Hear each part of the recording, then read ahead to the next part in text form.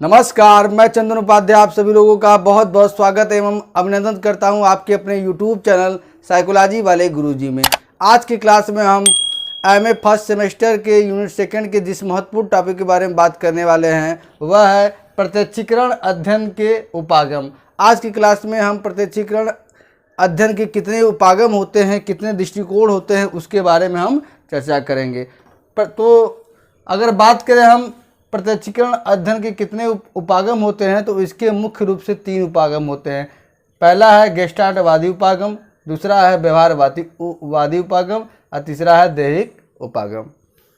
जिसमें पहला उपागम जो है गेस्टाल्टवादी उपागम, इसके बारे में हमने पिछले कक्षाओं में चर्चा की है और उसका जो नोट्स है उसका लिंक भी डिस्क्रिप्शन बॉक्स में डाल दिया है। इसलिए आज की क्लास में हम व्यवहारवादी उपागम और दैहिक उपागम के संदर्भ में चर्चा करेंगे। इसलिए आप लोग वीडियो को पूरा देखें और अगर आप चैनल पर नए हो तो चैनल को सब्सक्राइब करके बेल आइकन को प्रेस कर दीजिएगा ताकि आपको साइकोलॉजी से रिलेटेड इसी प्रकार की वीडियो देखने को मिलती रहे। तो चलिए शुरू करते हैं और समझते हैं कि व्यवहारवादी उपागम क्या है। देखिए, जैसा कि इसके शब्द से स्पष्ट होता है व्यवहारवादी, यानी कि इसमें क्या है, व्यवहार, प्रत्यक्षीकरण को व्यवहार से जोड़कर अध्ययन किया जाता है। उपागम मतलब क्या होता है, दृष्टिकोण होता है, मॉडल होता है, ठीक है। तो व्यवहारवादी उपागम के प्रमुख जनक कौन है, वाटसन है, ठीक है, क्योंकि इन्होंने 1913 में व्यवहारवाद को स्थापित किया था, इसलिए इनको व्यवहारवाद का जनक कहा जाता है।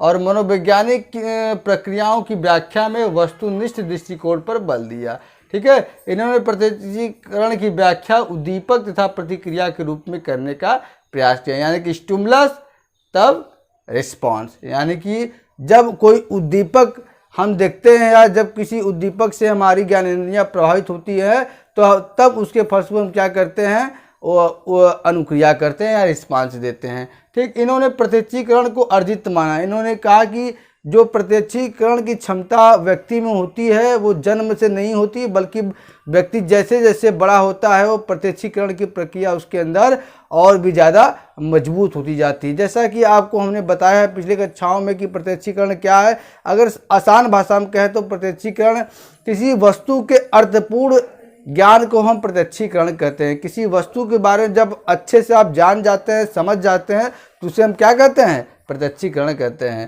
ठीक। व्यवहारवादी सिद्धांत के अनुसार प्रत्यक्षीकरण एक मध्यवर्ती चर यानी कि बीच का चर है, एक कल्पित यांत्रिक घटना है, ठीक है। यानी कि प्रत्यक्षीकरण क्या है, एक यंत्रवत होने वाली घटना है। जैसे मशीन के द्वारा कोई चीज़ का निर्माण होता है यंत्र के माध्यम से, उसको यंत्रवत कहा जाता है। उसी प्रकार से दिमाग को भी यहाँ पे इन्होंने मशीन माना है कि ये यांत्रिक घटना है जो सीधे संवेदी ग्राहक को किसे कहते हैं, सेंसरी रिस्पेक्टर, जिसके माध्यम से संवेदना ग्रहण करते हैं। संवेदी ग्राहक कौन कौन से होते हैं, 5 ही संवेदी ग्राहक होते हैं व्यक्ति के शरीर में।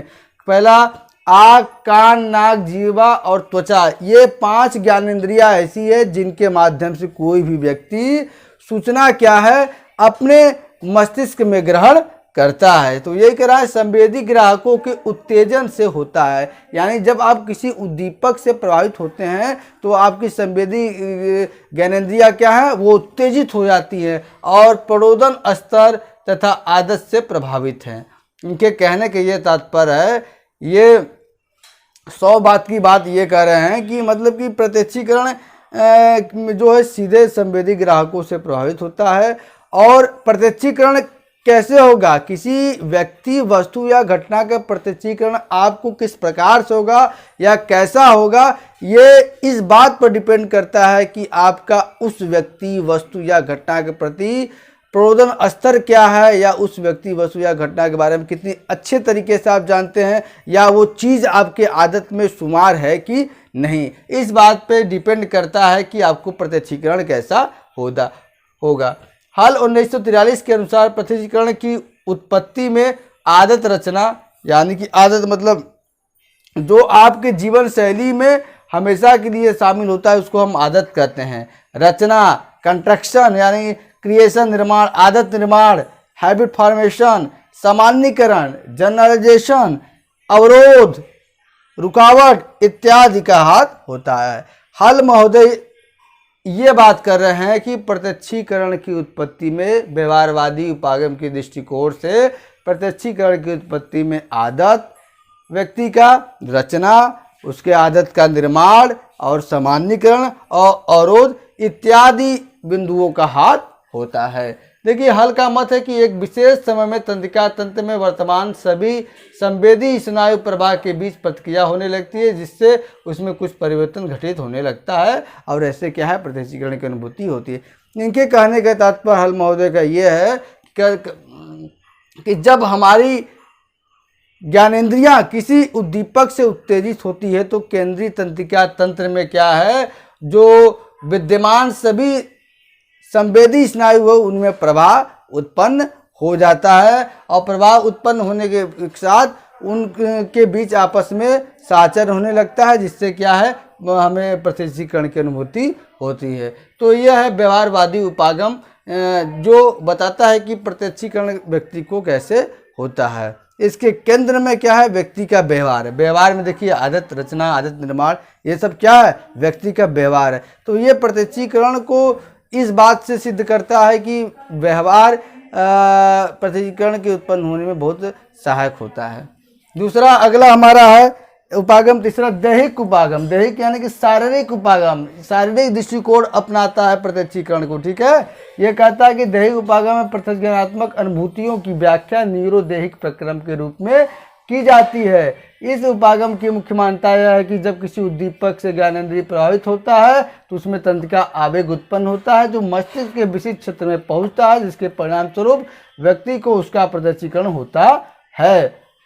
ज्ञानेंद्रियों से मस्तिष्क तक होने वाली प्रक्रिया को न्यूरोदैहिक प्रक्रम कहा जाता है। इनके कहने क्या तात्पर्य, देखिए, दैहिक उपागम में प्रत्यक्ष ज्ञानात्मक अनुभूतियां यानी कि अनुभव की व्याख्या न्यूरोदैहिक, यानी कि न्यूरो मतलब क्या होगा, तंत्रिका तंत्र से संबंधित, ठीक है, जिसमें मस्तिष्क सुषुम्ना आ जाएंगे, और दैहिक मतलब शारीरिक, प्रक्रिया मतलब प्रक्रिया के रूप में की जाती है। इस उपागम की मुख्य मान्यता है कि जब किसी उद्दीपक से, ठीक है, मान लीजिए जब किसी उद्दीपक से क्या है, किसी उद्दीपक स्टिमुलस से आपकी ज्ञानेंद्रिय, मान लीजिए आई, आँख जो है प्रभावित होती है, तो इसका कहने का तात्पर्य है कि उसमें तंत्रिका आवेग उत्पन्न हो जाता है। आपकी आँख में जानते हैं कि जैसे तंत्रिका तंत्र जो है स्नायु है, जो है नर्व, वो हमारे पूरे शरीर में जाल की तरह फैले हुए हैं, और स्नायु का काम क्या है, सूचनाओं को एक छोर से दूसरे छोर तक पहुंचाना। तो क्या मान लीजिए किसी उद्दीपक स्टिमुलस से हमारा आँख जो है प्रभावित होता है, तो हमारे आँख की जो स्नायु है उसमें क्या है, स्नायु आवेग उत्पन्न हो जाएगा, और ये स्नायु आवेग उत्पन्न होकर उस ज्ञानेंद्रिय की विशिष्ट क्षेत्र में पहुंचता है। 5 ज्ञानेंद्रिय हैं, पांचों ज्ञानेंद्रियों का एक विशेष क्षेत्र होता है, जिसमें उससे प्राप्त जो संवेदी सूचनाएं है वहां पे जाती हैं। जैसे आँख का विशिष्ट क्षेत्र क्या है, दृष्टि क्षेत्र, कान का क्या है, श्रवण क्षेत्र, ठीक है, ऐसे करके सबका है। तो ये कहाँ आ जाएगा, दृष्टि क्षेत्र में आ जाएगा। ठीक, अब दृष्टि क्षेत्र में आने के बाद इसके बगल में साचर क्षेत्र होता है, जिसमें सारी पूर्व सूचनाएं, घटनाएं भरी होती हैं। जो साचर क्षेत्र क्या करता है, जो संवेदना आई है आपके दृष्टि क्षेत्र में, ये इम्पल्स उत्पन्न साचर क्षेत्र में आता है, तो वो बताता है कि ये सूचनाएं अगर माइंड में पहले से स्टोर है तो उसके बारे में वो जानकारी देता है और बताता है कि ये सूचना ये है, तब हमें किसी वस्तु का प्रत्यक्षीकरण होता है। ठीक है, और इस सारे प्रक्रिया को हम क्या कहते हैं, न्यूरोदैहिक प्रक्रम कहते हैं। हेब 1949 के अनुसार अधिकतर अंश जन्मजात न होकर अर्जित होता है। इनका भी कहना है कि प्रत्यक्षीकरण क्या है, जन्मजात न होकर अर्जित होता है। ठीक है, इनका मत है कि केंद्रीय तंत्रिका तंत्र के विशेष क्षेत्र की कोशिका के उत्तेजित होने की प्रक्रिया पर प्रत्यक्षीकरण निर्भर करता है। जब तक विशेष कोशिका में उत्तेजन नहीं होगा, प्रत्यक्षीकरण नहीं होगा। इनके उपागम में अनुभूति, अधिगम या प्रशिक्षण आने में, इनके कहने के ये तात्पर्य है कि प्रत्यक्षीकरण किस पर डिपेंड करता है, प्रत्यक्षीकरण डिपेंड करता है जो विशिष्ट क्षेत्र, ज्ञानेंद्रियों से संबंधित जो विशिष्ट क्षेत्र हैं उस पर डिपेंड करता है। अगर वो उत्तेजित नहीं होंगी तो आपको क्या है, प्रत्यक्षीकरण नहीं होगा। इसलिए प्रत्यक्षीकरण तभी होगा जब वो क्या है, विशिष्ट क्षेत्र उत्तेजित होंगे। विशिष्ट क्षेत्र क्या है, 5 ज्ञानेंद्रियां हैं, 5 ज्ञानेंद्रियों से संबंधित विशिष्ट क्षेत्र हैं। जैसे हमने आपको बताया कि आग का विशिष्ट क्षेत्र क्या है, दृष्टि क्षेत्र। ठीक है, तो आज की क्लास में हम प्रत्यक्षीकरण अध्ययन के जो मुख्य उपागम होते हैं उनके बारे में हमने चर्चा किया, और इस टॉपिक से संबंधित हैंड रिटन नोट्स का लिंक आपको मैं डिस्क्रिप्शन बॉक्स में डाल दूंगा, जहां से आप जाके अपने नोट्स को मेंटेन कर सकते हैं। तो आज की क्लास में इतना ही, मिलते हैं हम अपने अगले क्लास में किसी और नए टॉपिक के साथ। तब तक के लिए आपका बहुत बहुत धन्यवाद।